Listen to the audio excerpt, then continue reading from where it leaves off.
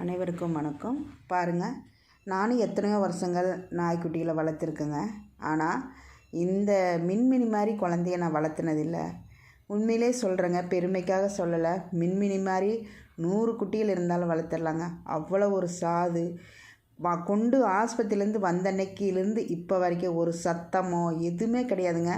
பாருங்கள், ப்ரௌனி கோயம்புத்தூர்லேருந்து வந்தவ. அவங்க அக்கா தட்டில் அந்த ப்ரௌனி ஒயிட்டி வெள்ளச்சி 3 பேர் அக்கா தங்கச்சி தான். ஆனால் அவங்க அந்த வெள்ளச்சி விட்டுறா, அந்த ஒயிட்டி இவளை கடிச்சு வச்சிட்றா. ஆனால் நம்ம மின்மினி ஒரு துளிங்க அந்த குழந்த போய் சாப்பிடுது. ஏதோ சத்தமாக எதுவுமே இல்லைங்க.